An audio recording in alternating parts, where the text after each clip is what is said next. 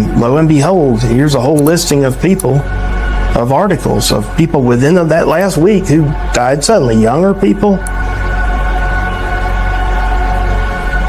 older people, but a lot of younger people around the world. Famous people, athletes have just dropped dead. A lot of the substances that I'm seeing are stuff that looks pretty much, it's this white fibrous stuff. Now, instead of calling them blood clots, I try to refer to them as white fibrous clots or white fibrous structures. How come all of a sudden these things are happening in so many people? When I first started seeing these strange clots, in the beginning, I thought, this is kind of weird. It's kind of crazy. I don't understand.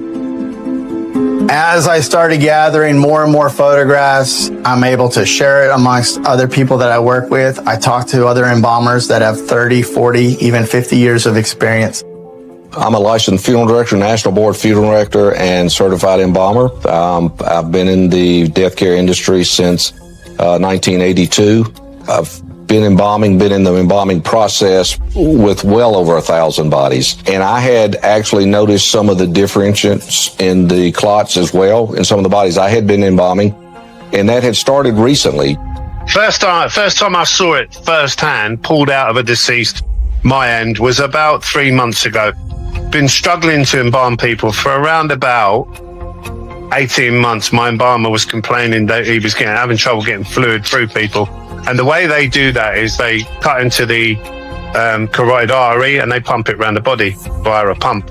He was struggling to get it through, and we kind of thought, well, maybe the pump wanted servicing, and had a look at it. It doesn't.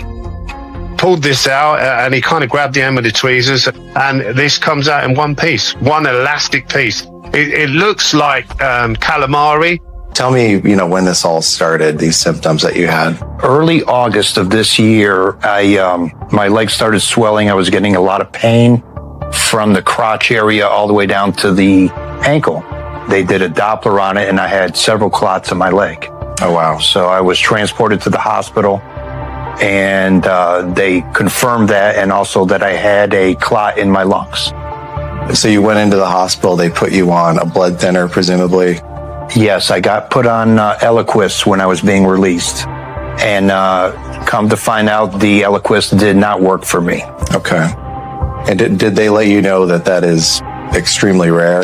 Every doctor I saw said it was extremely rare. So before the vaccines came out, there were 1 to 2 fetal demises every 2 or 3 months. You would see one. I finally had enough when I got this email the other day. It said that there was a record number of fetal demises and that there were 22 of them in 1 month. And in this email, it said that it's projected to increase each month. The fetal demise in mothers, gestational mothers, in that 22 to 26 week period. I had a run of that. Avoiding shellfish, and it works really well. Now, I want you to pay attention to this, right? Let me see if I can zoom in. If you look at the proprietary blend, it has beet extract, which we know is very good for circulation.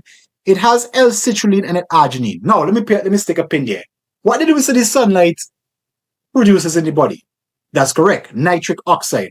Now, nitric oxide, when it is produced, causes the blood vessels to open or to relax. It is the same like if you take your finger off the hose and now the pressure is falling a little bit lower. So when nitric oxide is high in the body, you would find that blood pressure is going to be lower because the blood vessels are relaxed.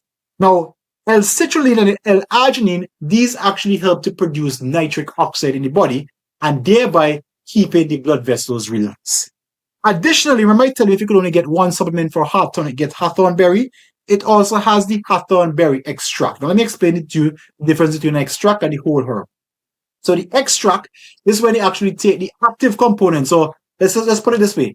They would boil it just like we told you, and then reduce the volume so that more of the water goes out and more of the active ingredient of the hawthorn berry remains, And then that is what they will call you as, and produced in a liquid form, that is what will be the extract, right? So the extract tends to be a more concentrated form of the actual product, in this case, hawthorn berry.